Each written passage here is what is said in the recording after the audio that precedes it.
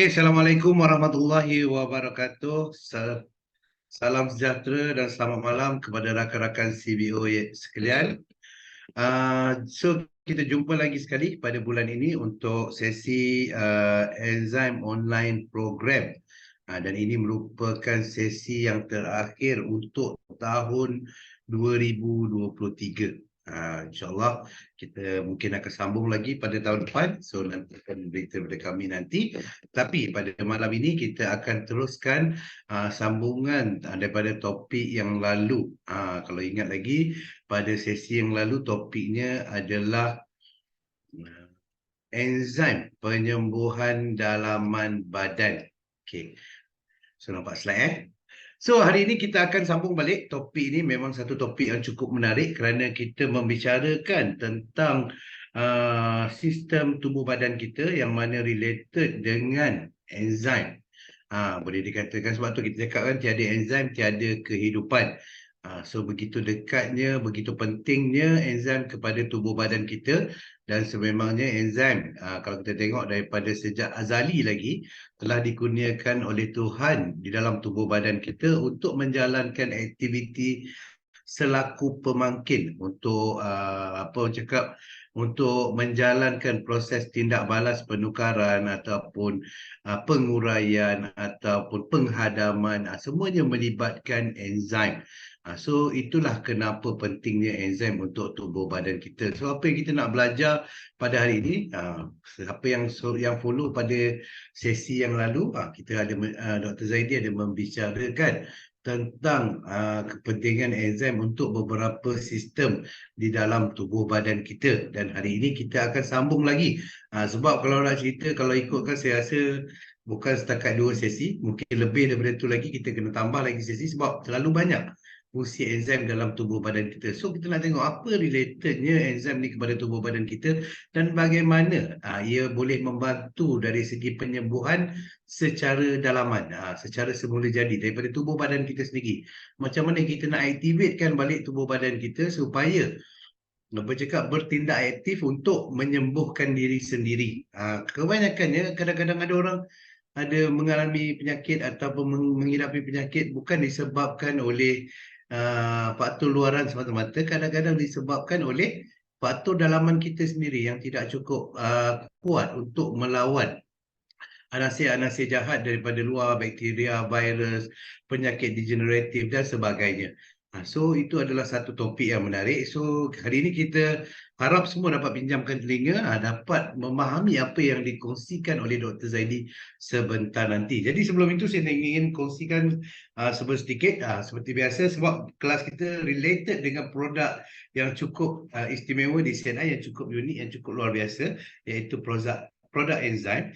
So kita masih lagi sebab tu kita jadikan enzim sebagai satu medium untuk anda untuk memulakan bicara dengan prospek-prospek di luar sana, dengan pelanggan-pelanggan anda, kerana kita sangat yakin dan saya yakin anda sendiri pun dah memang yakin dengan produk enzim ni memang cukup luar biasa, dah banyak nampak bukti bagaimana ia membantu di dalam kehidupan seharian seseorang.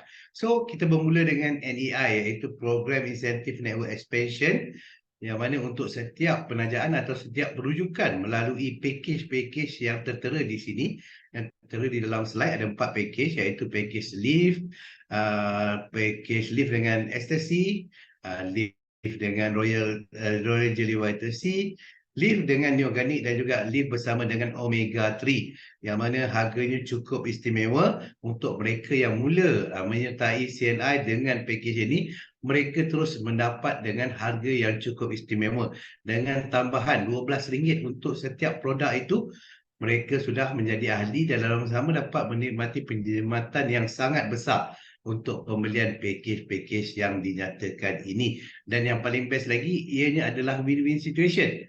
Kerana mereka jika masuk dengan package ini, anda selaku kepada upline ataupun perujuk direct mereka, anda akan dapat insentif sebanyak RM50.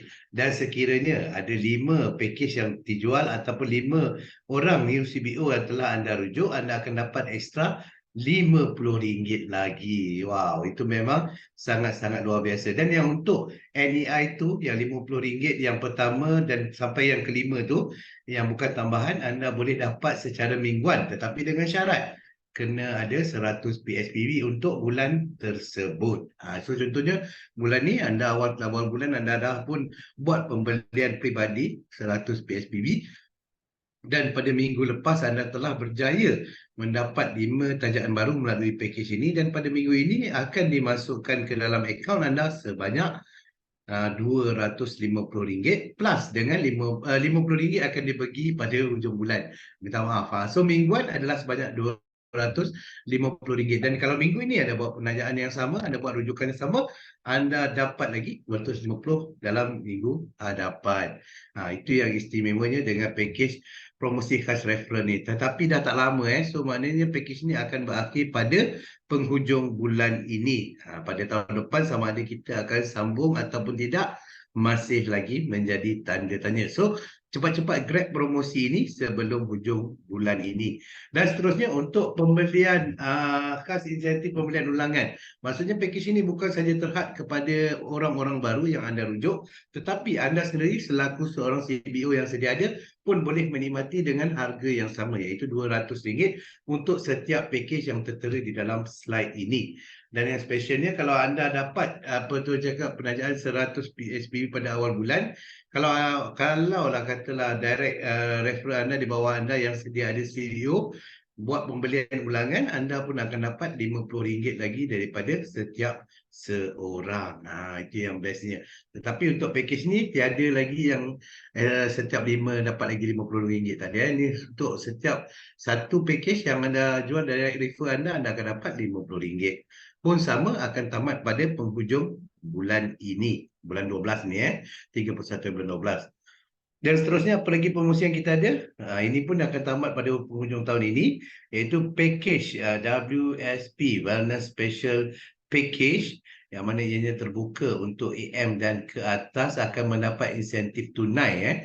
So, kita nak fokus highlight kepada produk-produk enzim sahaja.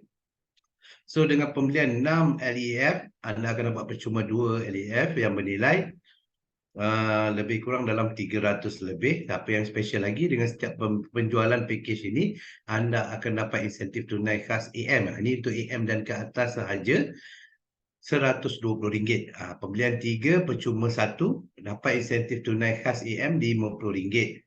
Dan jika satu untuk pakej yang special ini, 1 LEF, 1 Neoganic, percuma 1 Royal Jelly 30 sachet yang bernilai total harganya RM258. Dan jika anda berjaya menjual pakej ini, anda akan dapat insentif tunai sebanyak RM20. Dan untuk Life Enzyme pun sama, beli 6 percuma 2, insentif RM100. Dan untuk pembelian 3 Life Enzyme, 3 kotak Life Enzyme, 30 sachet, anda akan dapat percuma 1 Life Enzyme. So, pun sama dapat insentif tunai khas AM, iaitu sebanyak RM50. So, apa yang kita nak tekankan kat sini, kalau di sini masih belum ada yang menjadi, belum lagi mencapai pangkat AM, so cepat-cepatlah capai pangkat AM supaya anda pun menikmati faedah yang sama. Alright, so peringatan mesra sebelum kita bermula pada hari ini. Pastikan mikrofon ditutup, dan jika anda tidak menggunakan nama sebenar, sila rename kepada nama sebenar anda. Kerana apa, nanti kita akan ada special voucher untuk anda di penghujung sesi ini. Kepada mereka-mereka yang join pada hari ini akan dapat voucher istimewa. So pastikan anda gunakan nama sebenar anda. Kalau tak erti macam mana nak rename di dalam Zoom ni, anda boleh type di dalam ruangan chatbox dan kita akan cuba membantu anda ketika sesi ini sedang berlangsung. Dan jika anda ada sebarang kemusykilan ataupun pertanyaan berkenaan dengan topik apa yang dikongsikan pada malam ini, jangan malu, jangan segan, sila type di dalam ruangan komen, di dalam ruangan chatbox, dan insyaAllah kita akan cuba menjawab pada pengakhir sesi nanti. Okay, so itu adalah sedikit sebanyak update daripada saya, sebab kita ada lagi speaker yang cukup hebat yang akan berkongsikan dengan anda pada malam ini.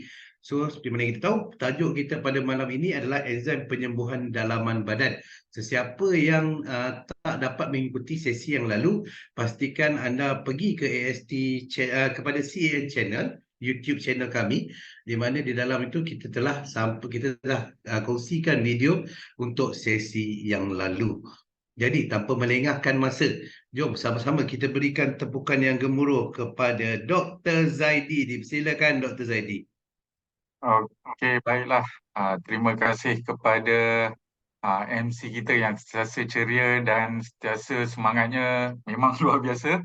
Lebih-lebih lagi pada penghujung tahun ni beliau memang banyak kerjanya. Tapi jutaan terima kasih kerana beliau uh, meluangkan masa untuk bersama kita pada malam ini, di mana kita nak sambung topik kita iaitu enzim penyembuhan dalaman badan. Yang lalu saya dah bercerita sedikit berkenaan dengan uh, apakah uh, proses penyembuhan dalaman badan, kemudian apakah namanya dan apakah organ yang terlibat. Saya dah cerita 6 organ yang terlibat pada uh, pada sesi yang lalu, bahagian yang pertama. Malam ni kita nak ceritakan pada bahagian yang kedua. Kita nak ceritakan baki lagi 4.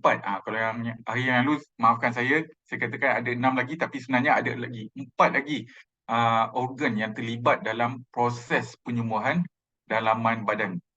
Okey, baiklah, izinkan saya share skrin terlebih dahulu. Sebelum itu, saya ingin ucapkan jutaan terima kasih kepada anda semua kerana hadir pada program yang tadi Encik Rizwan, Sifu kita dah katakan merupakan sesi yang terakhir pada tahun ini, dan kepada mereka yang memberikan salam di ruangan chat box. Waalaikumsalam warahmatullahi wabarakatuh. Saya harap kita semua sentiasa dalam keadaan sihat dan luar biasa bersama dengan ahli keluarga kita dan juga rakan-rakan CBO kita dan juga rakan seluruhnya yang kita sayangi. Okey, baik. Kemudian saya ingin teruskan kita punya perkongsian berkenaan dengan enzim penyembuhan dalaman badan bahagian yang kedua ini. Tapi sebelumnya, saya ingin kita imbas kembali apakah topik-topik perkongsian yang ingin saya ceritakan sedikit pada malam hari ini supaya kita dapat refresh kembali. Yang pertama, kita nak berkongsi pengenalan penyembuhan dalaman badan. Kita nak tahu apakah yang faktor-faktor yang terlibat. Kemudian yang kedua, proses homeostasis badan manusia. Apa itu proses homeostasis? Yang lalu kita dah bicarakan, tapi malam ni kita nak kita katakan kita belajar kembali, kita sama-sama ingat kembali apakah proses homeostasis badan manusia. Kemudian yang ketiga, organ yang terlibat di dalam proses homeostasis, di mana yang tadi saya katakan kita dah bercerita 6 organ yang terlibat, dan malam ini saya ingin lanjutkan perkongsian berkenaan dengan 4 baki organ yang terlibat dalam proses penyembuhan dalaman badan kita. Kemudian yang keempat, saya nak sentuh sedikit berkenaan dengan manfaat homeostasis pada badan manusia. Homeostasis ini adalah penyembuhan dalaman badan. Kemudian yang kelima, masalah kesihatan akibat homeostasis yang tidak seimbang. Kemudian yang keenam, kita nak kupas sedikit berkenaan dengan bagaimana CNI enzim dapat membantu dalam proses penyembuhan dalaman badan kita supaya dia dapat berfungsi dengan baik secara keseluruhan. Okey, baik. Untuk pengenalan proses penyembuhan dalaman badan, okey, kita ingat kembali dalam keadaan normal, sebenarnya sel-sel dalam badan kita, sel-sel ini yang satunya kemudian membentuk organ, kemudian dalam organ kita saling berkaitan dan akhirnya membentuk tubuh badan kita. Sebenarnya setiap sel itu berfungsi untuk mengekalkan keadaan keseimbangan dalam badan kita sendiri. Ini bermaksud keadaan dalaman sel itu sendiri perlu menjalankan fungsinya secara optimum. Kemudian yang kedua adalah persekitaran luaran sel, iaitu dalam bahasa Inggerisnya adalah extracellular fluid compartment. Ini merupakan satu bahagian juga, faktor juga yang perlu stabil untuk membolehkan sel dapat berfungsi dengan baik, dan sel juga dipengaruhi faktor luaran ini di mana di dalam sel dan di luar sel ini terdiri dari pelbagai faktor.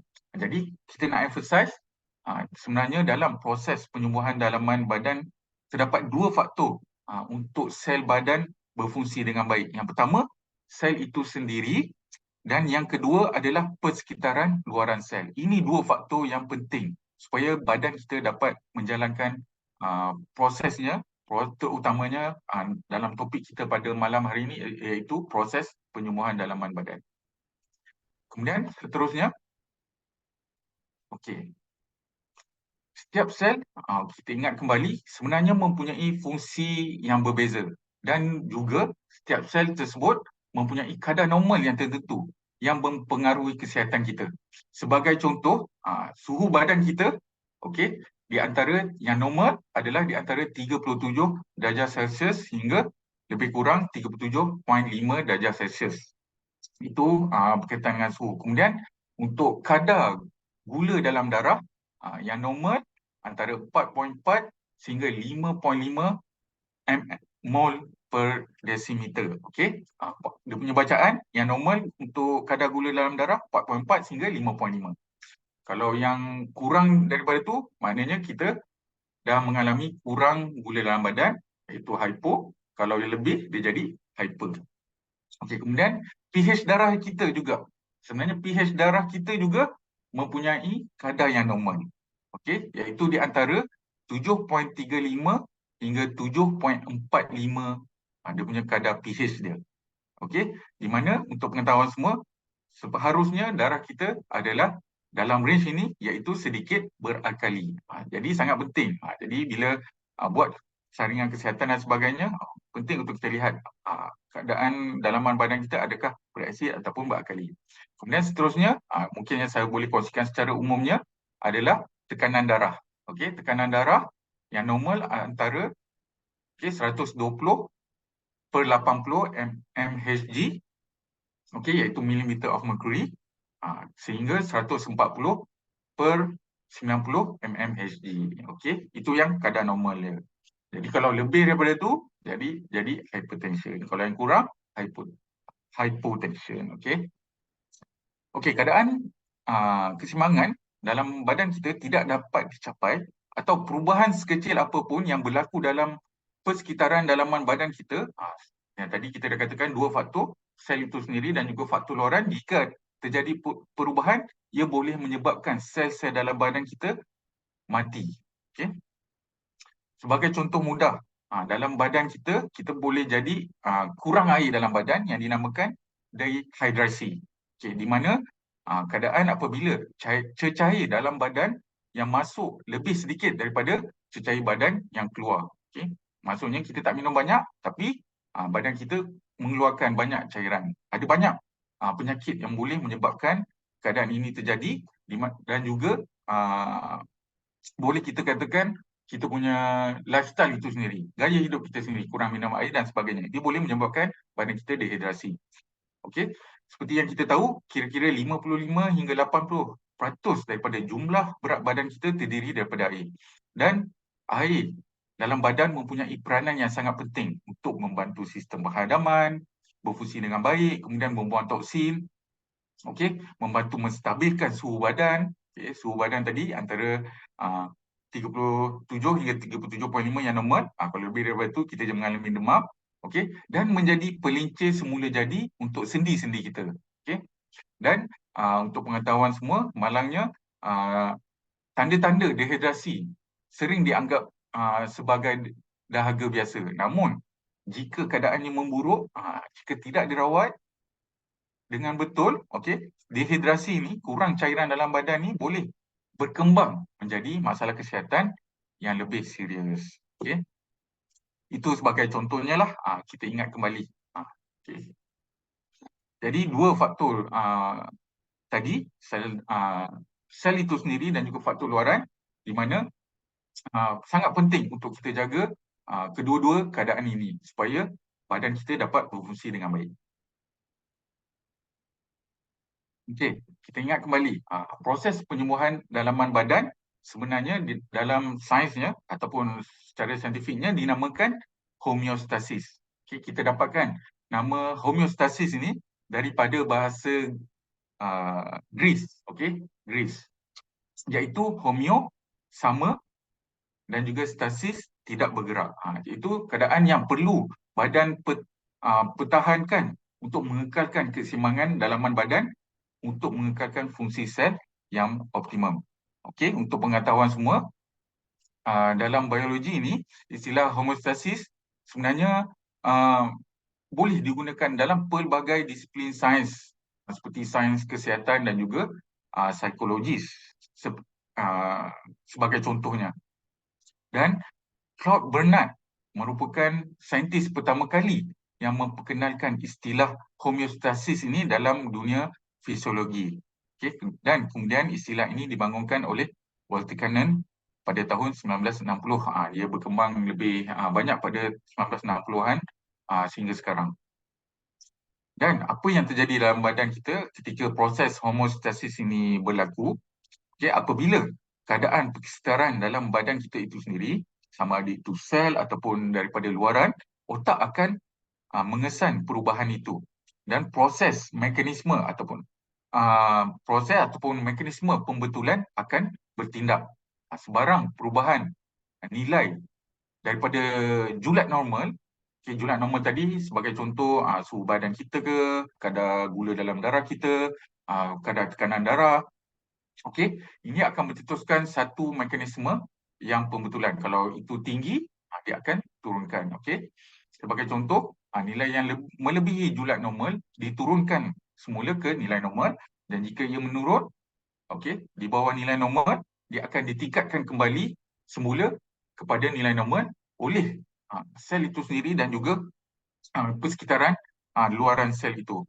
Dan kawalan homeostasis adalah penting untuk menyediakan satu keadaan optimum dalam badan supaya semua proses hidup dalam badan organisma ataupun badan kita berjalan dengan lancar. Kalau ia terjadi perubahan, ia boleh menyebabkan pelbagai implikasi dan sebagainya.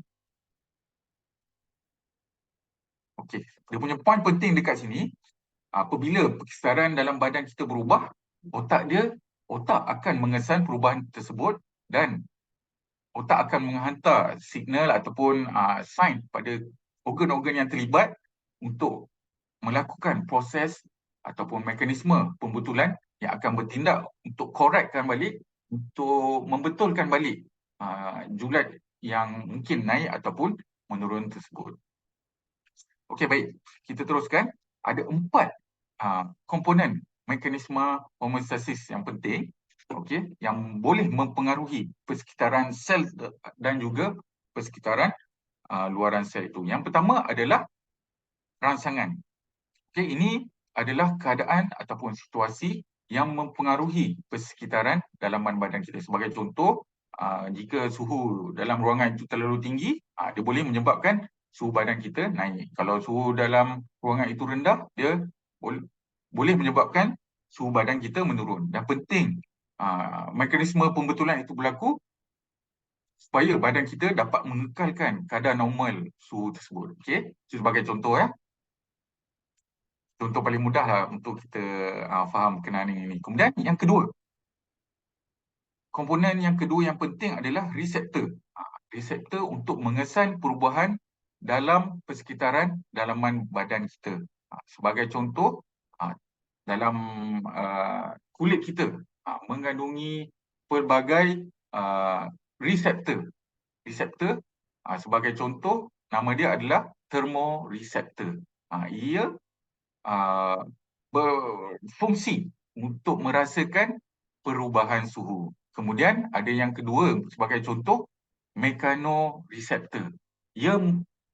Mechanoreceptor ini merasakan perubahan mekanikal dan mekanisme untuk mengesan perubahan kadar cairan dalam badan kita. Itu mungkin dua reseptor yang paling mudah untuk kita hadamlah, untuk kita memahami pentingnya reseptor ni supaya dia berfungsi dengan baik, supaya dapat mengesan perubahan yang terjadi dalam badan kita. Kemudian yang ketiga, komponen yang penting juga adalah pusat kawalan. ia menerima mesej daripada reseptor tentang perubahan dalam badan kita dan menyampaikan mesej ini kepada efektor. Dia ada dua fungsi. Yang pertama, dia menerima dulu, kemudian dia memberi arahan pula. Okey, menyampaikan mesej. Sebagai contoh, pusat kawalan termasuk pusat pernafasan dalam badan kita, untuk paru-paru kita, ini semuanya terletak pada dalam otak kita, khususnya di bahagian batang otak yang berfungsi untuk mengatur frekuensi berapa banyak kita bernafas setiap kali dan juga kedalaman pernafasan. Okey. Kalau kita berada di tempat tinggi, mungkin kita rasa tercungak-cungak. Itu merupakan mekanisme automatik yang berlaku dalam badan kita supaya badan kita dapat menyerap oksigen dengan lebih baik. Kemudian seterusnya mungkin yang kedua yang boleh saya kongsikan adalah sistem pada buah pinggang kita, dinamakan renin-angiotensin. Ia juga terlibat dalam sistem hormonal di buah pinggang dan juga sistem peredaran darah. Apa fungsi pada sistem renin-angiotensin yang terdapat pada buah pinggang ni? Ia berfungsi untuk mengatur tekanan darah. Mungkin kita rasa buah pinggang ni fungsi untuk menyingkirkan toksin je, tapi sebenarnya dia berfungsi untuk mengatur tekanan darah kita. Pentingnya buah pinggang kita, dan juga dia juga mengatur cairan dalaman badan kita, selain daripada fungsi menyingkirkan toksin dalam badan.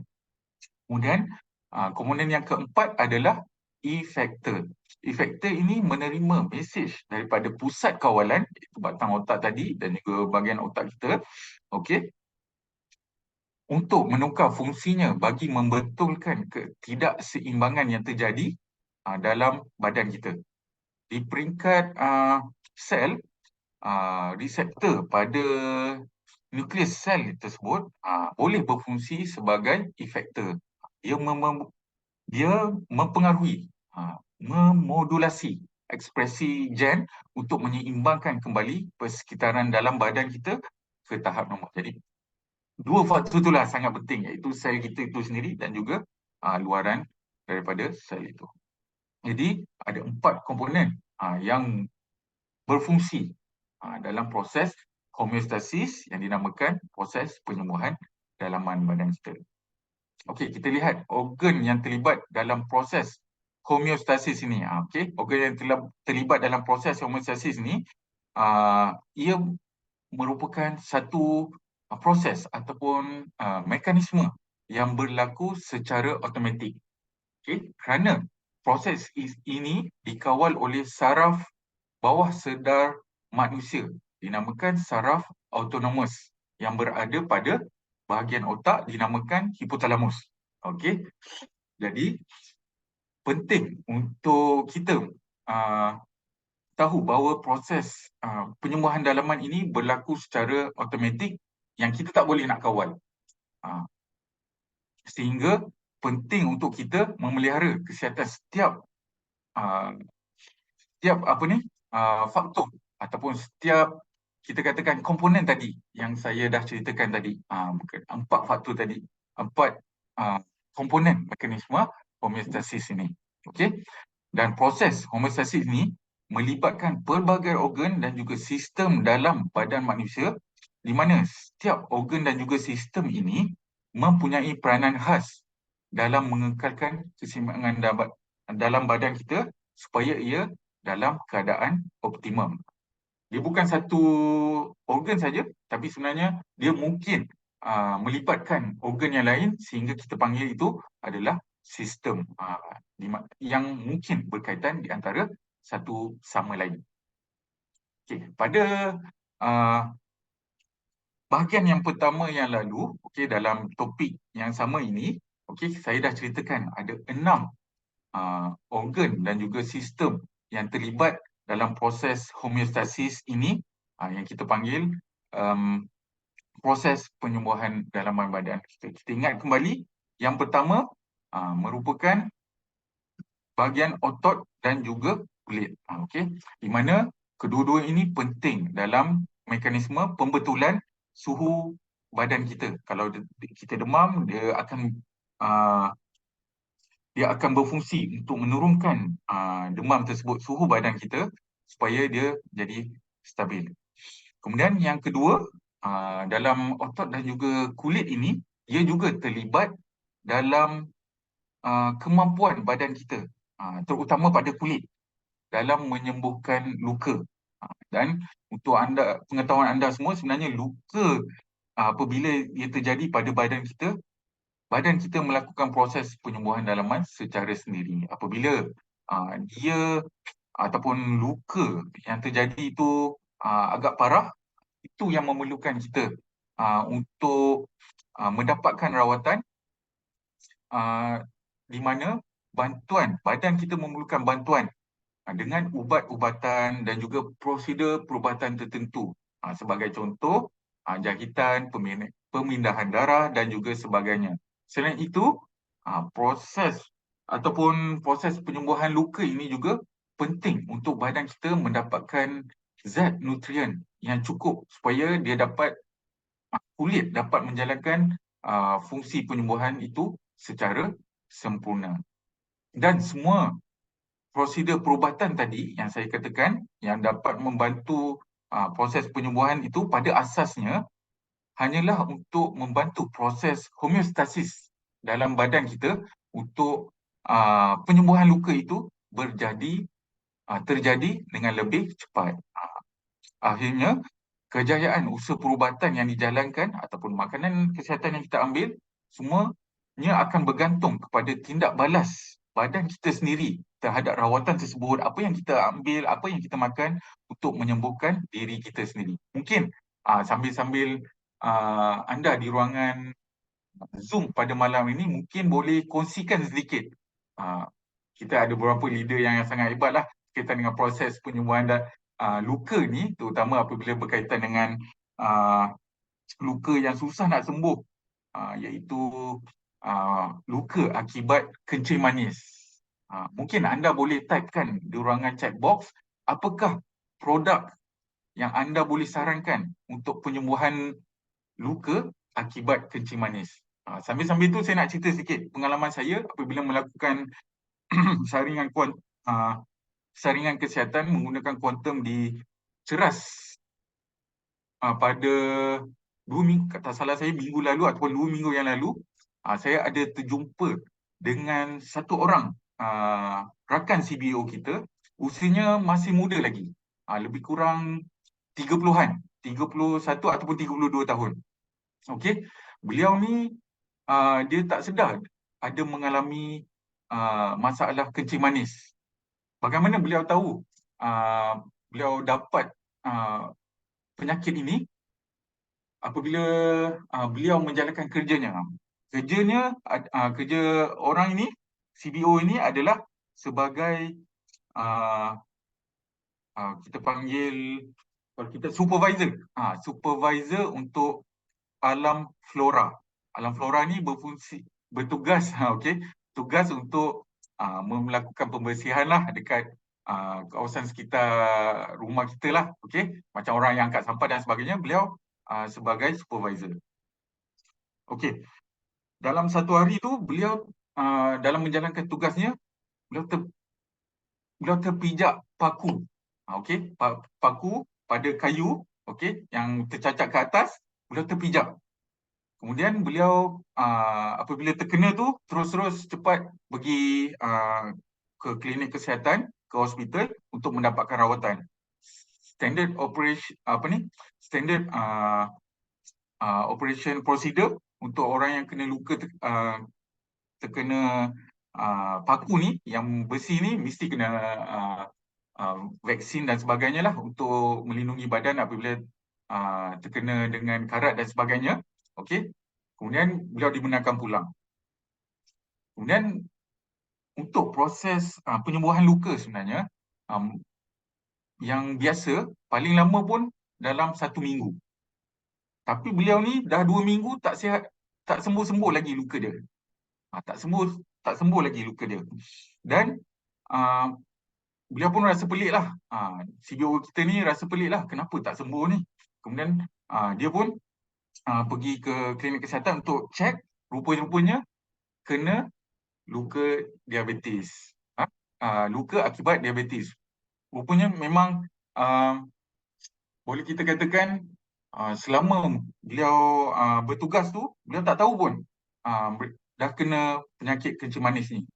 Tapi syukurlah akhirnya kena luka tersebut sehingga luka tersebut lambat nak sembuh dan akhirnya dapat tahu detect awal dah kena kencing manis dan dari situ beliau dah kena makan ubat-ubatan dan kalau tak salah saya memang dah kena cucuk insulin dah setiap hari supaya dapat mengawal kadar gula dalam darah. Jadi penting untuk kita semua memerhatikan proses penyembuhan luka pada badan kita. Kalau dia lebih seminggu tu, itu warning sign.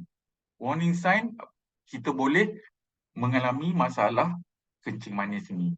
Okay? Alright. Itu yang pertamalah berkaitan dengan otak dan kulit. Kalau anda boleh share apa produk-produknya, boleh type terus di ruangan chat box untuk membantu proses penyembuhan luka. Lebih-lebih lagi untuk orang yang terkena kencing manis. Kemudian yang kedua, pada sesi yang lalu yang kita dah ceritakan adalah buah pinggang.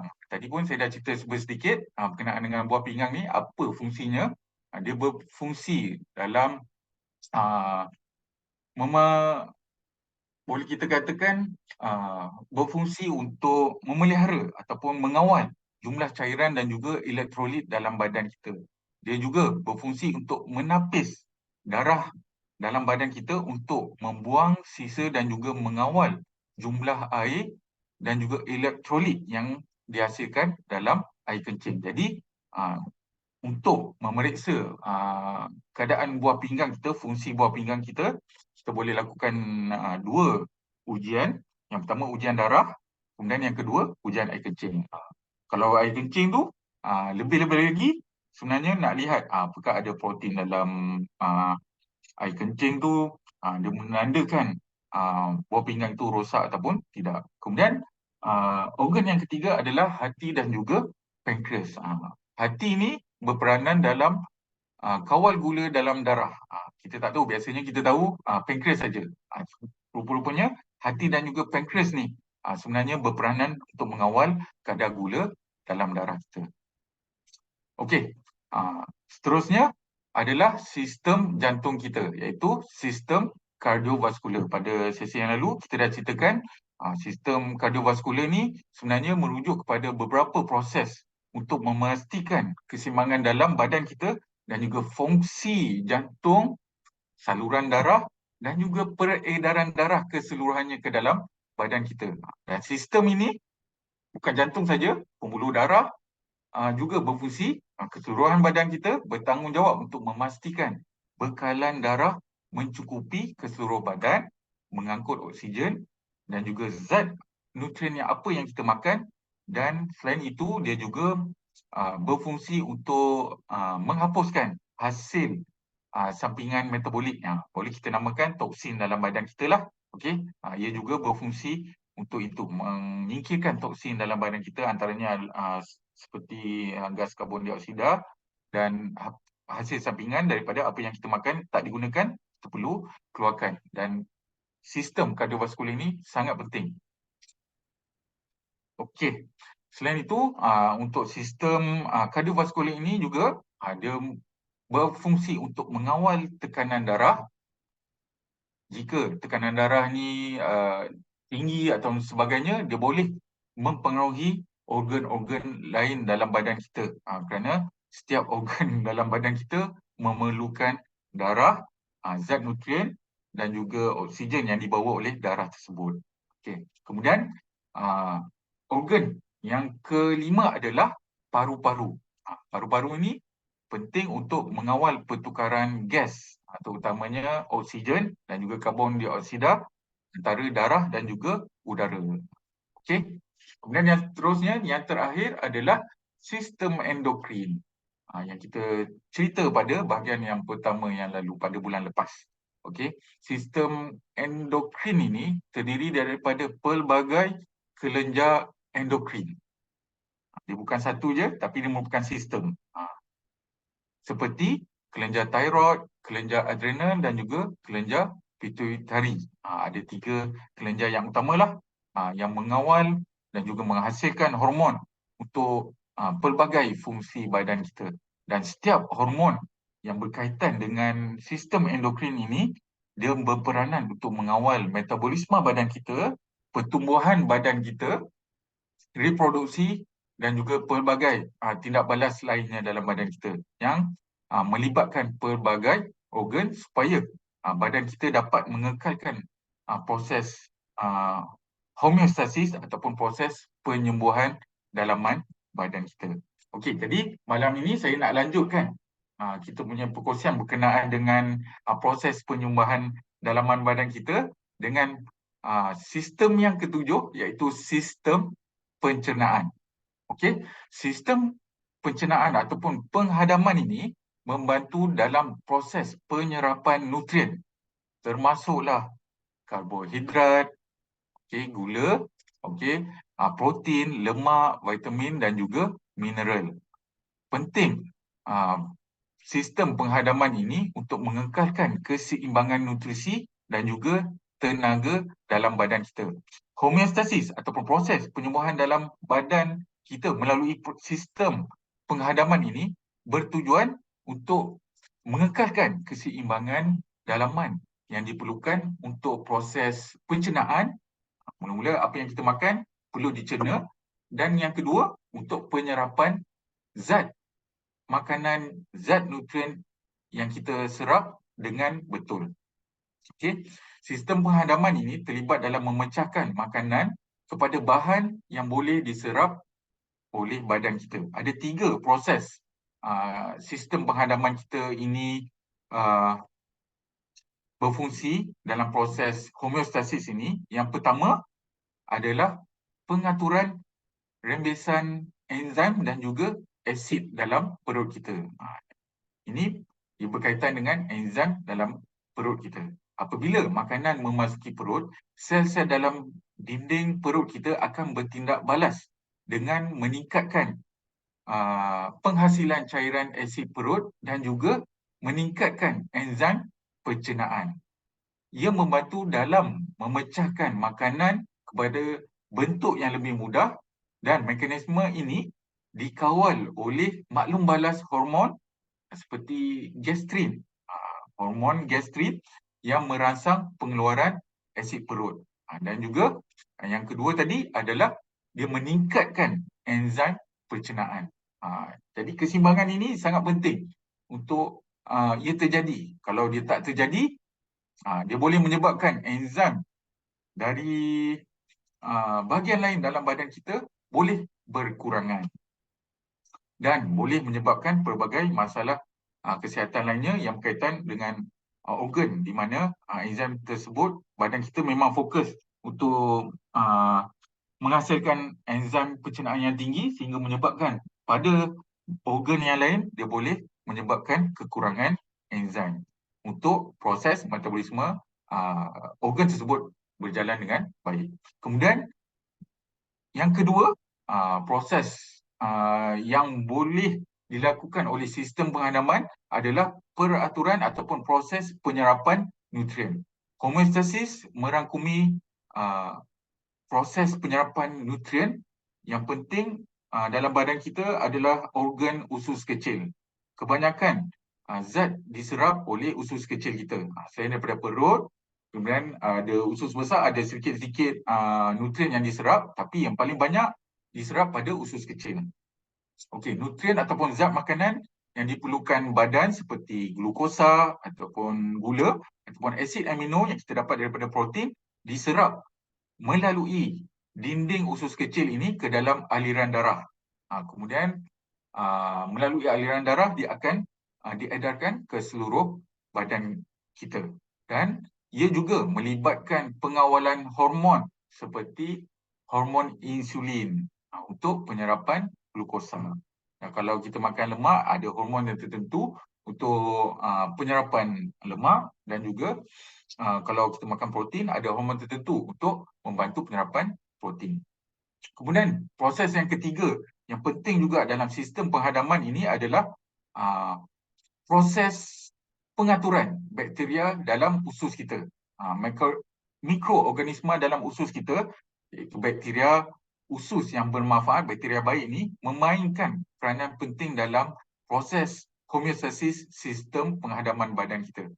Mekanisme ini termasuk dalam mengawal jumlah populasi bakteria yang sihat berbanding dengan bakteria yang jahat, dan penting untuk mengekalkan keseimbangan mikrobiota usus. Okey, dalam usus kita ada pelbagai jenis bakteria. Jadi penting untuk badan kita mengekalkan berapa banyak bakteria baik, berapa banyak bakteria jahat, kemudian apa jenis bakteria baik. Itu semua dikawal oleh proses homeostasis sistem penghadaman dalam badan kita. Okey, kemudian seterusnya, itu tadi berkaitan dengan sistem penghadaman. Sistem yang ketujuh, ini kita pergi ke sistem yang ke-8, iaitu sistem limfatik, tindak balas badan kita terhadap jangkitan, ataupun kita panggil kalau kita panggil jangkitan ni adalah terutamanya daripada luaran badan kita. Homeostasis sistem limfatik ini melibatkan pengaturan dan juga keseimbangan dalam pengeluaran, peredaran dan juga fungsi limfosit, iaitu sel darah putih kita, iaitu serta kawalan isi padu cairan badan dan juga keseimbangan dalam sistem limfatik ini. Sistem limfatik ini juga terdiri daripada cairan. Sangat penting untuk kita ambil ataupun kita minum cairan yang cukup setiap hari supaya sistem limfatik ini dapat berfungsi dengan baik. Ia berfungsi ataupun berperanan penting dalam mengekalkan keseimbangan cairan badan, melawan jangkitan dan juga menyokong sistem imun badan kita. Kalau kita tahu, untuk pengetahuan semua juga, sebenarnya sistem limfatik ini menghasilkan sel imun untuk membantu membersihkan bakteria, virus dan juga bahan asing lain daripada badan dengan dia punya setiap sel darah putih kita. Sel darah putih itu pun terbagi kepada beberapa yang lain, dan setiap bahagian itu melakukan prosesnya tersendiri terhadap jangkitan kuman yang berbeza di antara satu sama lain. Sebagai contoh, homeostasis sistem limfatik ini melibatkan pengeluaran dan juga pembezaan limfosit, iaitu sel imun yang khusus dalam sumsum tulang. Ini sebagai contohlah. Okay. Limfosit ini diperlukan untuk mengekalkan keseimbangan sistem imun badan kita. Selain itu, pengaturan cairan limfa ini yang dihasilkan dalam tisu badan diangkut melalui sistem limfa. Kalau anda boleh lihat di rajah, sebenarnya sistem limfatik ini terdiri ataupun ada di keseluruhan badan kita. Okey. Dan homeostasis dalam sistem limfatik ini memastikan aliran limfa yang lancar ataupun cairan limfa yang lancar untuk mengumpul dan juga mengangkut bahan yang diperlukan seperti lemak dan juga sel darah putih, serta mengeluarkan bahan yang tidak diperlukan. Apabila dia dah melawan jangkitan, dia dah makan dan sebagainya, dia akan berfungsi untuk mengeluarkan bahan yang tidak diperlukan. Dan antara yang terpenting dalam fungsi sistem limfatik ini adalah memelihara kesihatan badan terhadap respon infeksi, jangkitan kuman daripada luar, dan juga keradangan dalam badan kita. Ia melibatkan respon cepat sistem limfatik ini untuk mengesan dan juga melawan patogen, iaitu virus ataupun bakteria, serta bertindak balas untuk mengurangkan keradangan dalam badan kita, sama ada itu sumbernya daripada dalam badan kita ataupun luaran, dengan mengaktifkan sistem imun badan kita, sistem kekebalan badan kita. Jadi, dia melindungi badan kita daripada jangkitan daripada sumber luaran dan juga daripada dalaman kita yang terjadi akibat daripada gaya pemakanan kita, gaya hidup lifestyle kita. Dia boleh menyebabkan keradangan dalam badan kita dan pentingnya sistem limfatik ini bertindak balas untuk mengurangkan keradangan dalam badan. Okey, seterusnya, sistem seterusnya yang ingin saya sentuh adalah sistem reproduksi. Sistem reproduksi ini, sistem pembiakan menghasilkan hormon yang mengawal fungsi pembiakan dan juga pertumbuhan organ seksual dalam badan kita. Dia mengekalkan keseimbangan hormon, terutamanya hormon untuk reproduksi ataupun kita panggil pembiakan untuk badan kita. Sistem pembiakan reproduksi ini melibatkan beberapa mekanisme untuk memastikan keseimbangan dan juga fungsi normal dalam sistem reproduksi manusia. Apa yang terlibat?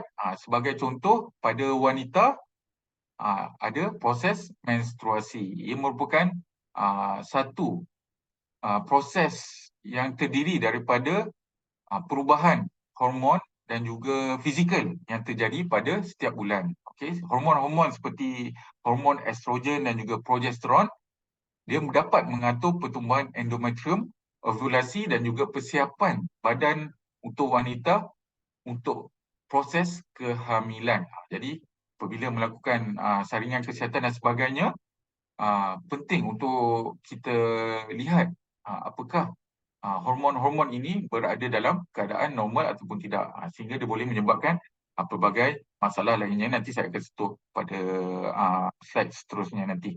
Okey, kemudian dia juga terlibat dalam regulasi hormon untuk reproduksi. Hormon reproduksi seperti kita panggil dekat sini sebagai contoh gonadotropin releasing hormone, luteinizing hormone dan juga follicle stimulating hormone. Okey, sebenarnya dia sangat berfungsi untuk memastikan proses reproduksi ataupun proses pembiakan dalam badan terutamanya wanita berfungsi dengan normal. Yang terlibat adalah kelenjar pituitari dan untuk lelaki kelenjar gonad. Okey, itu sebagai pengetahuan sajalah. Right. Ingat tak apa, tak ingat tak apa. Alright. Kemudian fungsi kelenjar seks, okey.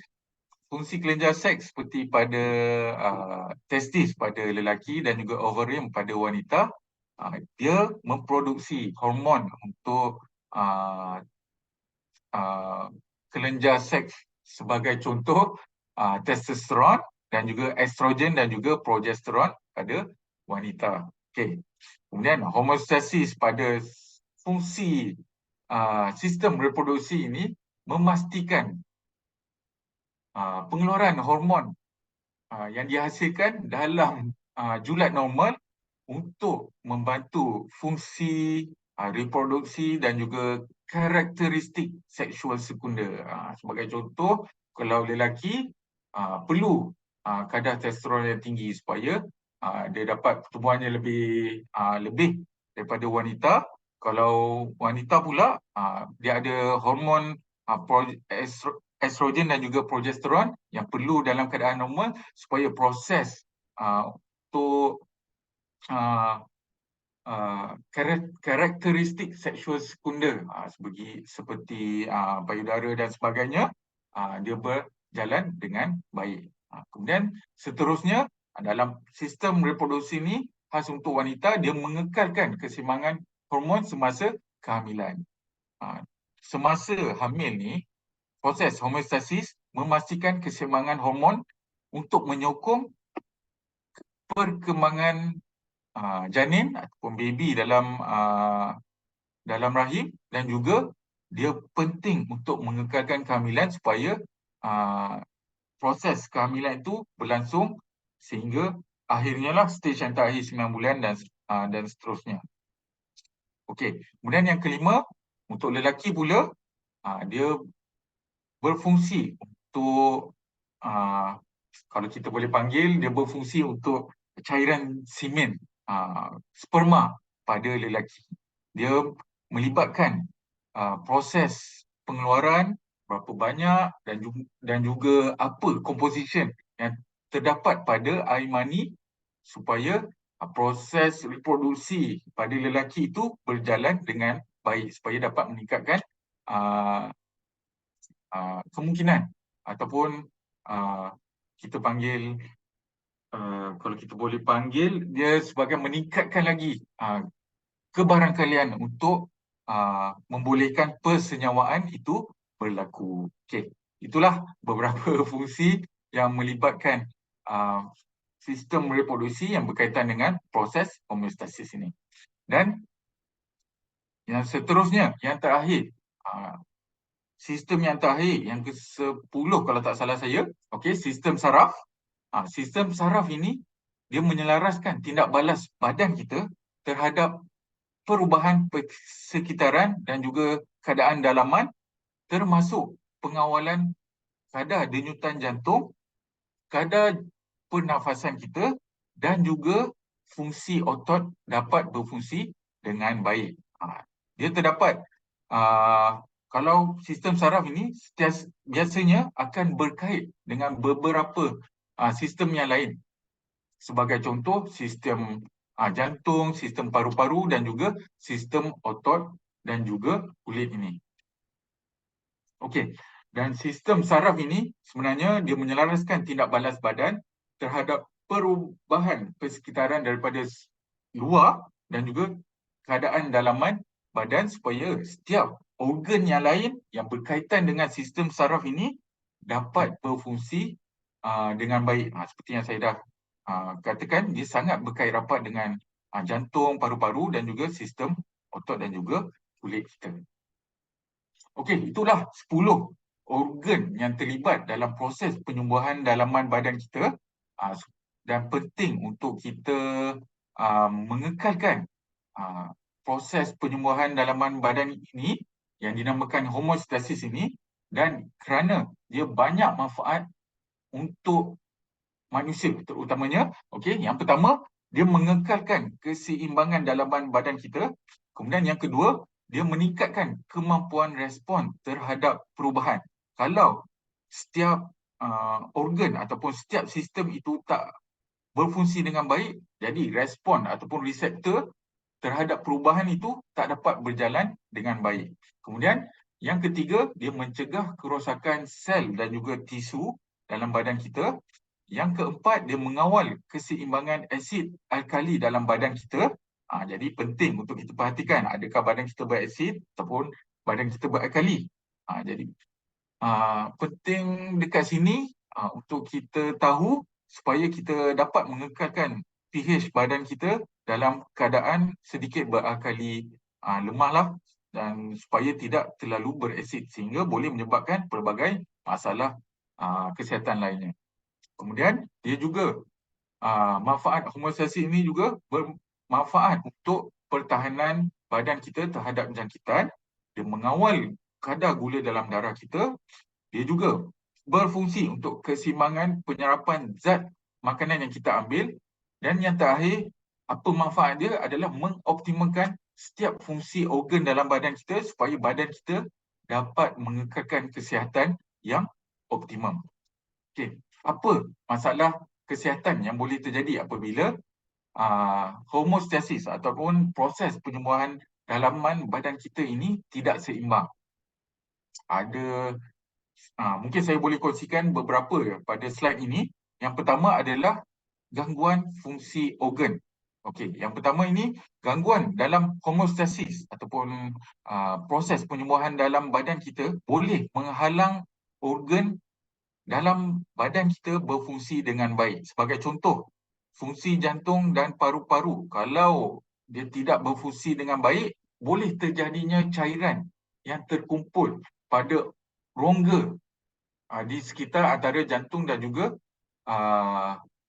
paru-paru, iaitu dinamakan rongga cavity, sehingga dia boleh menolak ataupun menekan paru-paru dan juga jantung sehingga organ tersebut tidak berfungsi dengan baik. Pernah kita dengar kalau orang tu kena tebuk supaya dapat keluarkan cairan daripada rongga cavity itu supaya dia tak mengganggu fungsi paru-paru dan juga fungsi jantung. Okey, dia boleh terjadi akibat proses keseimbangan cairan dalam badan kita tak berlaku dengan baik yang melibatkan sistem pada buah pinggang. Kemudian seterusnya, dia boleh menyebabkan penyakit NCD, non-communicable disease, dan juga keadaan kesihatan yang kronik. Ketidakseimbangan kimia dalam badan boleh menyebabkan pelbagai penyakit seperti kencing manis, tekanan darah tinggi, tekanan darah rendah, ataupun gangguan elektrolit dan juga gangguan hormon. Jadi penting untuk badan kita mengekalkan proses homeostasis ni berlaku dengan baik sehingga dapat mengelakkan penyakit-penyakit kronik yang saya sebutkan tadi. Kemudian seterusnya, dia boleh menyebabkan gangguan metabolisme. Okey. Jadi, homeostasis dalam badan kita bertanggungjawab untuk mengekalkan keseimbangan zat nutrien dan juga hasil daripada proses metabolik yang terhasil daripada sistem penghadaman itu. Secara bahasa mudahnya adalah toksin yang dihasilkan. Gangguan dalam proses homeostasis ini boleh menjejaskan metabolisme badan, menyebabkan pengumpulan toksin dan juga pengumpulan bahan yang tak diingini dalam badan kita. Dekat situlah daripada saringan kesihatan melalui kuantum ataupun dengan lebih detail pada pemeriksaan ujian darah dan juga ujian air kencing, dia dapat melihat gangguan metabolisme ini, toksin dalam badan kita adakah dia tinggi ataupun rendah, sehingga kita boleh tahulah bahagian mana yang terjejas. Kemudian dia boleh menyebabkan tindak balas imun dalam badan kita terganggu. Okey, sistem imun ni sangat bergantung pada keseimbangan yang baik dalam persekitaran dalaman badan kita. Jadi gangguan homeostasis ni boleh menyebabkan imun badan kita rendah dan meningkatkan risiko jangkitan dan juga gangguan autoimun. Kemudian seterusnya adalah gangguan keseimbangan cairan. Okey, ia pun boleh terjadi kalau badan kita terlalu kurang air ataupun badan kita terlebih air, dia boleh mengganggu setiap fungsi organ dalam badan kita. Sebagai contoh, kegagalan buah pinggang boleh menyebabkan pengumpulan sisa toksin dan juga cairan dalam badan kerana buah pinggang tu tak dapat mengekalkan keseimbangan elektrolit dan cairan dalam badan dengan betul sehingga ia tak dapat dikeluarkan dari badan dengan secara keseluruhannya. Sehingga kita memerlukan ubat-ubatan supaya dapat membantu mengeluarkan cairan yang terkumpul dalam badan kita. Itulah yang tadi terjadi. Dia boleh terkumpul pada rongga kaviti yang boleh mempengaruhi paru-paru dan juga jantung. Dan juga dia boleh terkumpul pada bahagian lainnya yang menyebabkan sebagai contoh kaki bengkak ataupun tangan bengkak yang dinamakan edema. Okey, seterusnya masalah kesihatan yang boleh terjadi adalah gangguan pada sistem saraf. Jadi fungsi saraf kita boleh terganggu apabila proses homeostasis ini tidak berjalan dengan baik. Dia juga boleh mengganggu sistem pencernaan ataupun penghadaman badan kita. Ini apabila ketidakseimbangan fungsi pencernaan ataupun penghadaman dalam menghasilkan enzim yang cukup dan juga keseimbangan asid base ataupun asid alkali dalam saluran penghadaman boleh menyebabkan pelbagai masalah seperti sakit perut, pedih ulu hati ataupun sembelit. Kemudian seterusnya masalah kesihatan yang boleh terjadi adalah perubahan fisiologi badan kita. Ini lebihnya berkaitan dengan keseimbangan hormon dan juga bahan kimia yang terganggu dalam badan kita, dan bahan kimia ni adalah sangat berkaitan dengan sistem otak kita sehingga dia boleh menjejaskan kita punya mood, tahap tenaga ataupun metabolisme badan kita, tidur dan juga fungsi-fungsi kognitif dalam badan kita. Kemudian yang terakhir, dia boleh mengganggu sistem jantung dalam badan kita. Okey, gangguan keseimbangan elektrolit dan juga tekanan darah boleh memberi kesan negatif terhadap kesihatan jantung dan juga saluran darah. Sebagai contoh, kita jangan anggap keadaan ini satu yang normal kerana dekat luar sana saya selalu jumpa Orang yang ada masalah ini dia tak jaga, iaitu keadaan hipertensi. Hipertensi ataupun tekanan darah tinggi dapat menyebabkan ketidakseimbangan tekanan darah sehingga dia dapat mempengaruhi fungsi jantung dan juga pembuluh darah dalam badan kita. Lama kelamaan dia boleh menyebabkan masalah jantung yang lebih berbahaya seperti serangan jantung. Itu hanya pada bahagian jantung saja, tapi sebenarnya apabila hipertensi ini tidak dijaga dengan baik, dia boleh mengakibatkan kegagalan fungsi-fungsi organ lainnya dalam badan kita, terutamanya pada sistem ataupun organ buah pinggang kita. Okey. Jadi penting pada orang yang ada masalah tekanan darah tinggi ni untuk menurunkan tekanan darah. Sebab orang yang ada hipertensi ni biasanya dia tak rasa ada perubahan pun dalam dia punya apabila dia menjalankan tugas hariannya. Kerana dia tak rasa perbezaannya. Kerana simptom berkaitan dengan hipertensi ni memang subtle lah. Maksudnya dia susah kita nak kesan. Okay? Itulah masalah kesihatan yang boleh terjadi akibat homeostasis dalam badan kita tidak seimbang. Okey, kita lihat sebenarnya dalam CNI kita nak fokus pada CNI enzim sama ada itu life enzyme advanced formula ataupun life enzyme. Sebenarnya tugas life enzyme sama ada itu LE ataupun LAF, dia sangat penting untuk setiap proses penyembuhan dalaman badan kita. Okay? Kalau kita boleh lihat 6 fungsi utama life enzyme dalam mengawal atur proses penyembuhan dalaman badan sebenarnya sangat berkaitan semua sekali. Yang pertama adalah penguraian makanan, dia membantu dalam sistem penghadapan, dia membantu juga dalam penguraian toksin. Dia terlibat dalam proses penghadaman dan juga sistem buah pinggang. Kemudian yang ketiga, mencuci darah.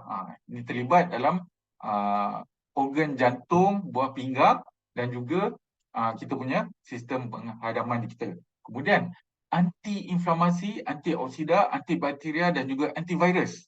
Ini melibatkan sistem limfatik itu tadi. Kemudian dia juga melibatkan sistem buah pinggang untuk mengekalkan kadar cairan dalam badan. Kemudian dia juga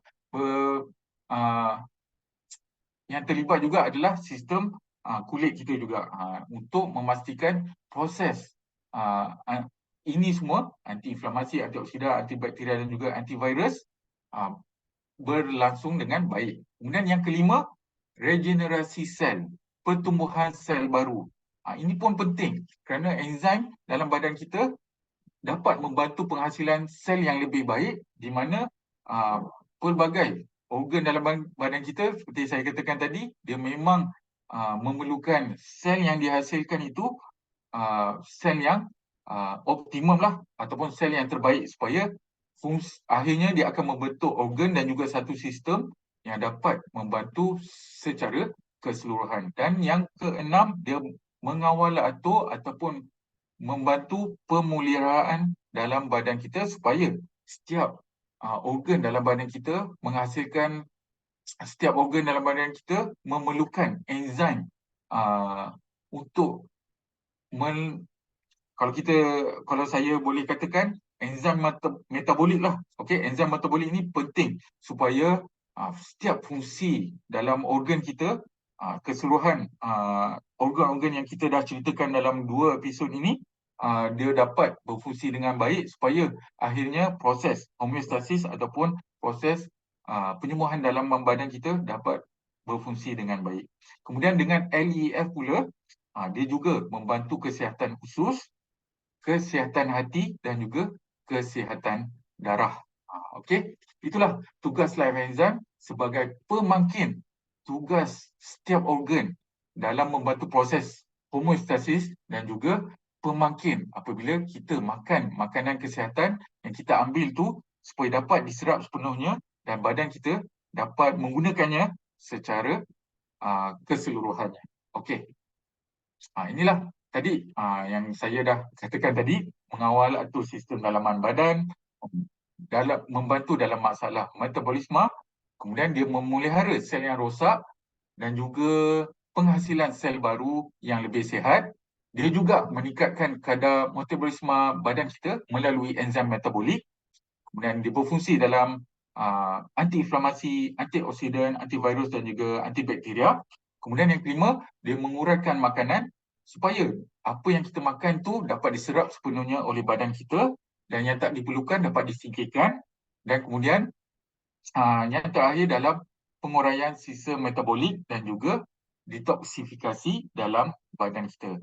Dan bagaimana pengambilan LE dan juga LEF ini untuk pemeliharaan untuk orang yang sihat? Okey, kita sarankan 2 stick sehari, 2 paket ataupun 2 stick sehari. Yang satunya sebelum sarapan dan juga yang satu lagi sebelum tidur. Kenapa kita ambil sebelum? Kerana supaya badan kita dapat top up dulu jumlah enzim supaya dapat mengekalkan keseimbangan enzim antara enzim pencernaan dan juga enzim metabolik dalam badan kita. Apabila kita makan nanti supaya enzim penghadaman tu dapatlah kita gunakan secara keseluruhan daripada apabila kita ambil LEF dan juga LAF enzim sehingga dia tidak mempengaruhi enzim-enzim lain yang terdapat dalam organ lain yang penting untuk proses fungsi metabolisme organ-organ tersebut. Okey. Kemudian produk sokongan. Setiap organ dalam badan kita sebenarnya memerlukan zat ataupun nutrien yang berbeza di antara satu sama lainnya. Dekat sini mungkin saya boleh kongsikan kepada anda semua. Anda boleh screenshot dan ataupun sebagainya. Kita ada 21 21 makanan kesihatan yang dapat membantu supaya setiap organ ataupun setiap proses penyembuhan dalaman badan kita berfungsi dengan baik. Ini boleh terjadi apabila enzim dalam badan kita cukup untuk membantu dalam yang seperti yang saya katakan tadi adalah pemangkin setiap proses yang terjadi dalam badan kita, termasuk apabila kita ambil makanan kesihatan lainnya yang dapat membantu setiap organ berfungsi dengan baik. Okey, inilah nanti kita mungkin adakan satu kelas untuk setiap gabungan enzim dan juga apa produk yang dapat membantu setiap organ dalaman badan kita lah. Okey. Alright. Itulah produk sokongan. Untuk pengetahuan semua, kita refresh kembali. Sebenarnya untuk saranan kesihatan orang yang sihat, kita boleh lihat pada box ataupun pada kotak, itu merupakan saranan untuk mengekalkan ataupun untuk orang memelihara kesihatan dia untuk orang yang sihat. Kemudian jika dia ada simptom ataupun masalah kesihatan, kita boleh double dia punya dosage. Sebagai contoh, untuk neoganik, kita boleh sarankan untuk orang yang sihat 1 kali sehari. Tapi untuk orang yang ada masalah kesihatan, kita boleh double, 2 sehingga 4 paket sehari. Alright. Okey, baik. Apakah langkah-langkah lain yang dapat membantu supaya proses penyembuhan dalaman kita berfungsi dengan baik? Ada 8 tips dekat sini. Mungkin saya boleh kongsikan. Yang pertama, ambil air yang secukupnya. Yang kedua, makan pemakanan yang seimbang. Yang ketiga, bersenam secara berkala. Yang keempat adalah rehat yang cukup. Jadi badan kita memerlukan rehat yang cukup supaya dia dapat kalau kita panggil, dia dapat rehat lah. Setiap organ dalam badan kita memerlukan rehat yang cukup supaya dia dapat berfungsi dengan baik apabila kita beraktiviti. Kemudian yang kelima, kita perlu kawal gula dalam darah kita. Yang keenam, amalkan pengurusan stres yang baik. Kemudian yang ketujuh, elakkan pengambilan bahan-bahan yang berbahaya kepada tubuh badan kita. Yang ke-8, paling penting juga yang ingin saya tekankan juga adalah lakukan pemeriksaan kesihatan secara rutin. Saringan kesihatan secara rutin. Setidaknya Saringan kesihatan tu kita lakukan setiap 3 ataupun 6 bulan sekali. Dan yang untuk lebih detail kita lakukan 1 tahun sekali kita ambil darah dan sebagainya. Okey. Itulah sedikit perkongsian saya dalam enzim penyembuhan dalaman badan bahagian yang kedua ini. Saya harap semua dapat manfaat kerana saya drag sikit kita punya kelas pada malam ini dah hampir 10-23 minit malam. Akhir kata saya harap semua dapat manfaat dan saya serahkan kembali kepada MC kita iaitu Encik Rizwan Ajis. Okey, terima kasih kepada Sibuk, Dr. jangan Zaidi. sibuk. Okey. Terima kasih kepada Dr. Zaidi di atas penerangan yang apa cakap agak komprehensif, agak detail dan juga saya rasa agak compact. Banyak yang dikongsikan pada hari ini. Memang mengambil masa sikit sebab banyak benda yang nak dikongsikan. Jadi sebelum kita meneruskan lagi, ada sedikit lagi sesi sebelum akhir, jom kita tengok dulu di dalam ruangan chat box jika ada sebarang permasalahan yang berkaitan dengan yang berkaitan dengan tajuk kita pada malam ni lah. So kita tengok, wah ini banyak borak kat dalam grup. Bagus. Okey, bagus. So, okey, ada satu soalan daripada Cik Azmawati. Kalau Parkinson sesuai tak ambil life enzyme? Silakan jawab. Memang sangat sesuai untuk ambil life enzyme kerana Parkinson ni sebenarnya dia sangat berkaitan dengan sistem saraf dan juga sistem otot dalam badan kita. Pada saya sebenarnya life enzyme sebenarnya bertugas untuk membantu supaya ubat-ubatan yang diambil dapat digunakan sepenuhnya oleh badan untuk merawat penyakit tersebut. Dan badan kita juga sistem saraf ataupun sistem otot dalam badan kita memang memerlukan enzim supaya zat nutrien yang penting untuk sistem tersebut berjalan dengan baik. Jadi bagus untuk dia ambil life enzyme dan kita gabungkan juga produk yang berkaitan dengan sistem saraf seperti boleh saya katakan DMG, Roy Ginkgo dan sebagainya lah yang ada vitamin B lah terutamanya untuk membantu sistem saraf dan juga sistem otot kita berfungsi dengan baik. Alright, okay. So terima kasih kepada Dr. Zaidi di atas penerangan. Ya, Parkinson pun memang sangat sesuai untuk amalkan enzim lah. Tak kisah sama ada LEF ataupun live enzyme, dua-dua pun bagus. Tapi jangan lupa sertakan dengan produk sampingan. Okay. So semoga dapat menjawablah persoalan Cik Azmawati.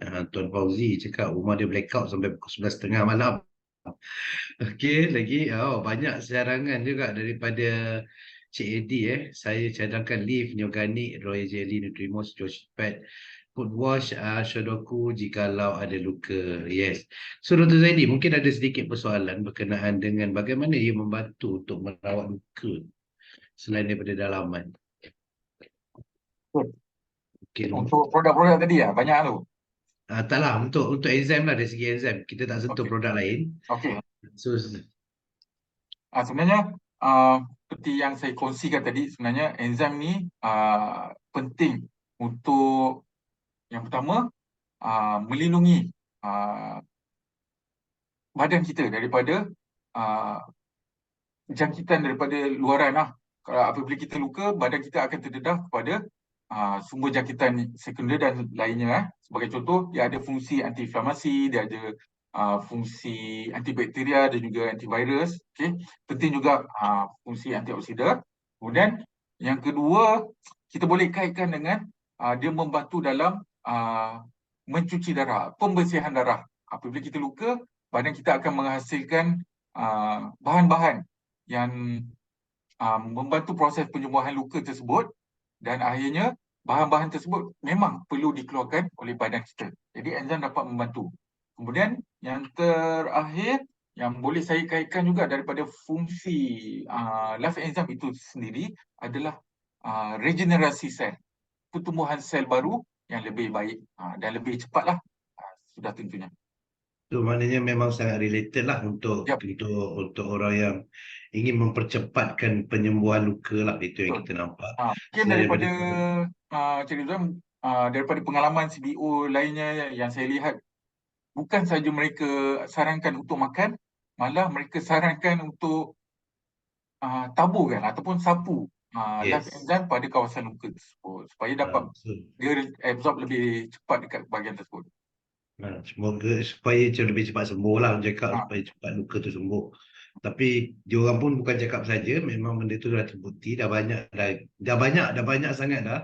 Saya rasa dah lebih ribuan dah kes ataupun testimoni yang kita dapat berkaitan dengan bagaimana LEF ni membantu penyembuhan luka, dan selalu yang kita tengok ianya berkaitan dengan masalah diabetes lah, yang kita nampak selalu penyembuhan luka diabetes memang sangat cepat kerana regenerasi sel tu kembali berlaku daripada gangren, boleh tumbuh balik daging, boleh hidup balik sel. Itu satu something yang saya boleh cakapkan miracle lah, dengan kuasa Allah. Dalam masa sama juga dapat dibantukan dengan keunikan produk LEF ataupun enzim itu sendiri. Okay, so saya rasa tu je soalan dalam ruangan chatbox. Ada lagi tak? Ada tak lagi?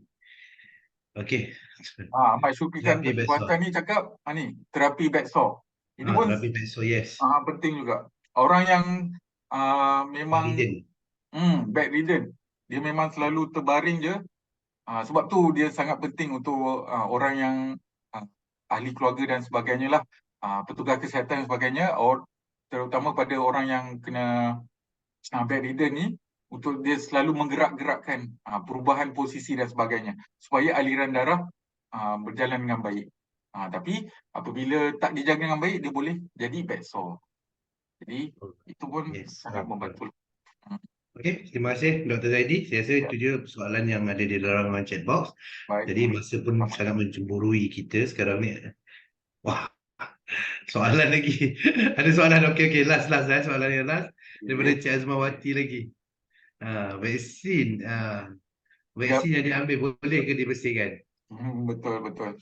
Bagus untuk orang yang divaksin, kemudian dia amalkan enzim kita supaya sisa kesan daripada tindak balas vaksin dalam badan kita dapat disingkirkan secara keseluruhan.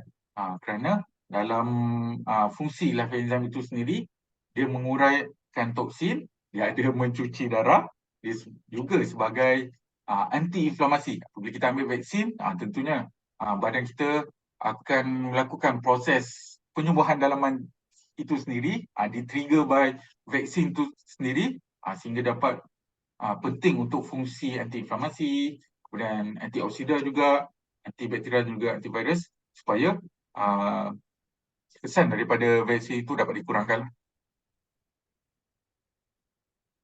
Right. So, Yep. Azizi, saya bangun nak pitam, nak makan suplemen cadangkan. Wih, lain macam ni. Bangun nak pitam. Bangun dan Itu pitam. saya rasa. Kurang darah. Itu ada dua lah punca dia. Kurang darah, itu yang pertama. Yang kedua, kurang tekanan darah rendah.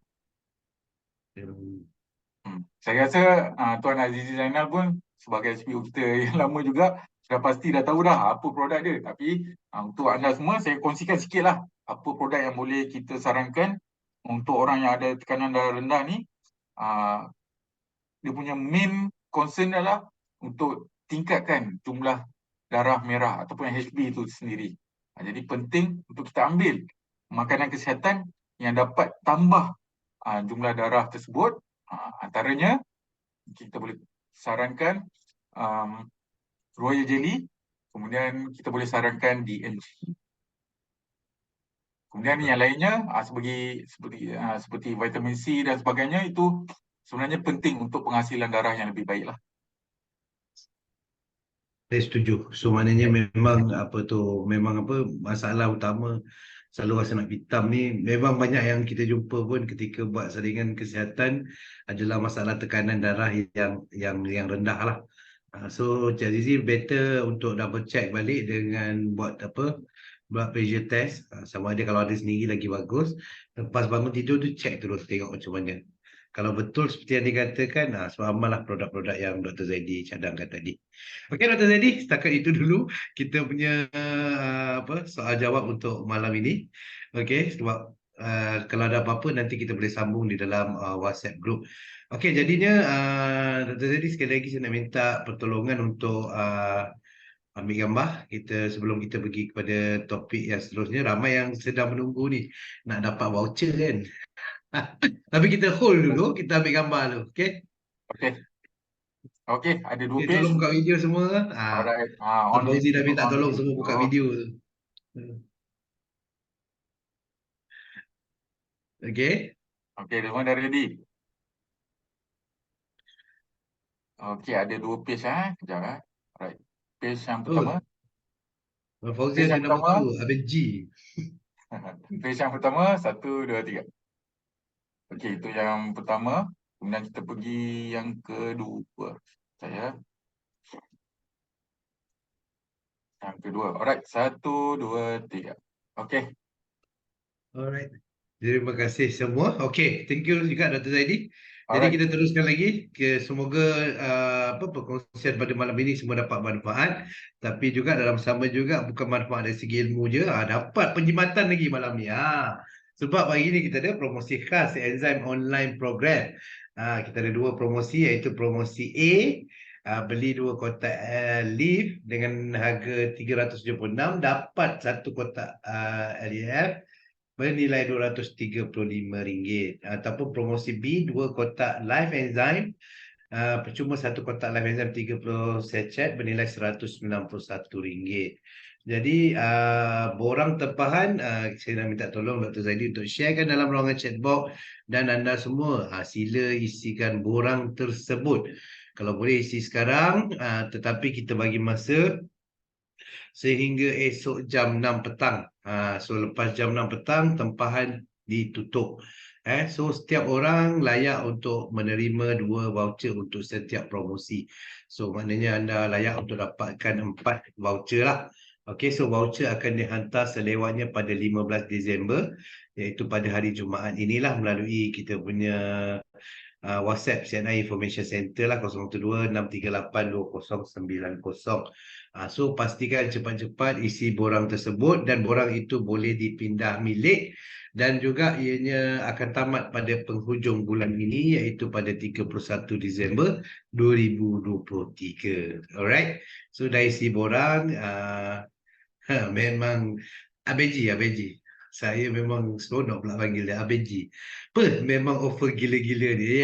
Semua orang jangan lupa isi borang ni. So malam ni kita tengok tadi ada 49 orang. 48 orang ni kalau boleh semua dapatkan borang dapatkan voucher tersebut. Okey, jadinya lagi kita ada apa? So sambil-sambil anda isi borang, dengar saya cakap sikit. Kita tak nak drag masa panjang.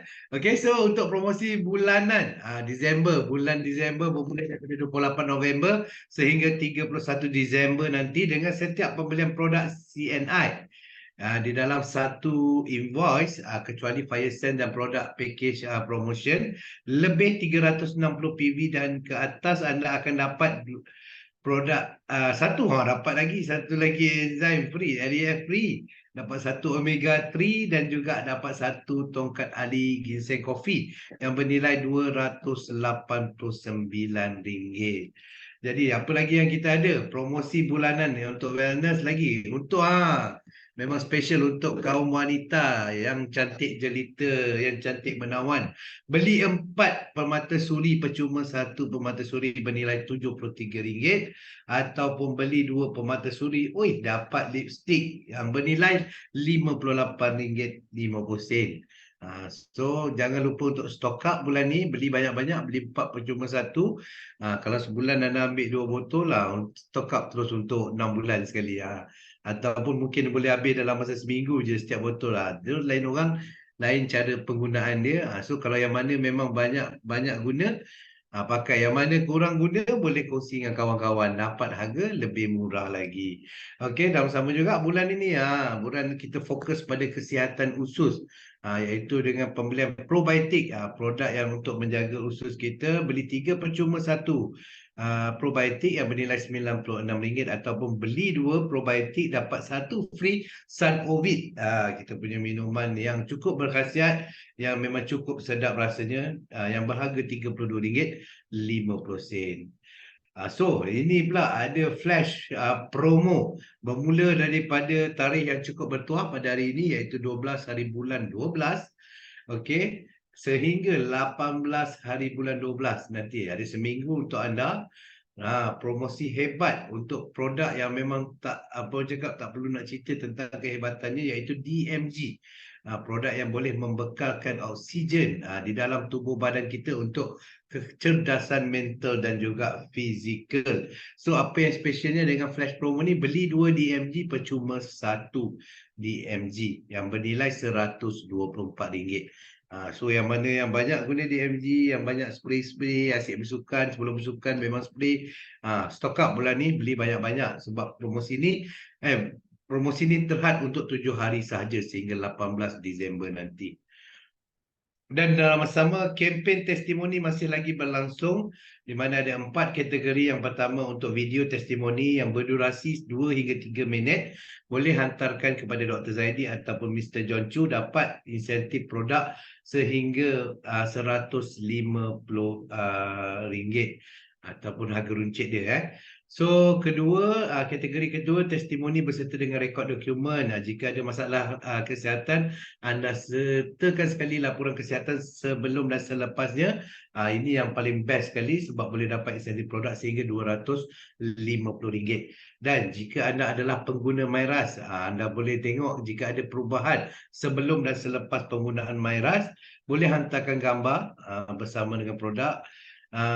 Dan jika anda punya testimoni dipublishkan atau disiarkan ataupun diterima oleh pihak syarikat, anda akan dapat insentif produk MyRas Essence Toner dan juga MyRas Protective Sunscreen, yang mana nilainya lebih kurang 300 lebih juga kat situ.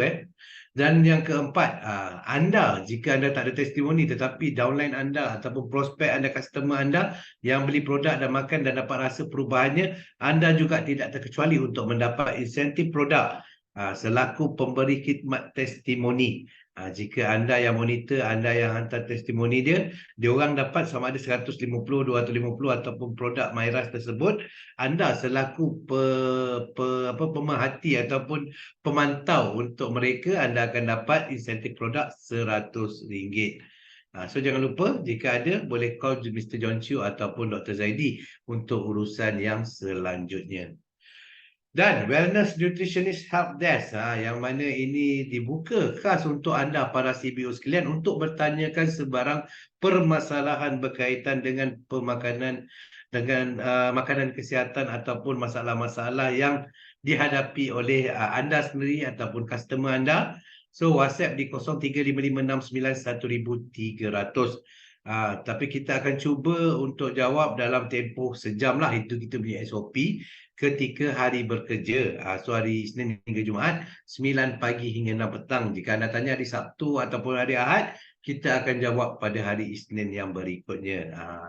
Alright, so clear kat situ. Jangan lupa untuk save nombor ni. Kalau anda ada phone lain, anda boleh scan QR code yang tertera di dalam skrin anda sekarang. So, akan ada 3 orang pakar yang akan menjawab persoalan anda, iaitu Dr. Zaidi sendiri, ataupun untuk Chinese market, Mr. John Chu akan menjawab, dan Dr. Zaidi akan dibantu oleh Cik Ayunis yang cantik jelita dekat situ. Okay, so jangan lupa untuk menggunakan sehabis baik alat bantuan yang diberikan oleh pihak syarikat ni. So, kita akan cuba jawab secepat mungkin dan kita akan cuba syorkan produk-produk yang terbaik untuk anda ataupun customer anda, yang mana memang boleh membantu anda semualah. Okey, jadinya untuk minggu ini program berbahasa Melayu dah habis. Kita akan ada satu lagi program bahasa Mandarin, iaitu di e-home party e-home party, iaitu pada hari Rabu, pada malam esok jam 8.30 malam melalui platform Zoom juga. Dan juga sebagai ingatan untuk anda, pada hari Selasa depan kita akan ada satu lagi e-business learning class ataupun EBSC, iaitu EBSC CAP Fundamental. pada 19 hari bulan dan itu adalah merupakan sesi yang terakhir untuk tahun 2023. So jangan lupa untuk datang ramai-ramai sebab next kita akan jumpa tahun depan pula, tahun 2024. Okey, jadi setakat itu dulu sesi perkongsian Dr. Zaidi dan juga saya selaku host pada malam ini. Jika ada sebarang salah dan silap harap dimaafkan dan jika ada sebarang pertanyaan ataupun kemusykilan anda boleh teruskan bertanya lagi di dalam WhatsApp group yang terpilih ataupun besok pagi anda boleh tanya dekat dalam Nutrition at Dash punya inilah WhatsApp. So insyaAllah akan dijawab oleh pakar-pakar pemakanan kita. Jadi sekian dulu pada malam ini. Assalamualaikum warahmatullahi wabarakatuh. Selamat malam dan salam sejahtera. Bye-bye.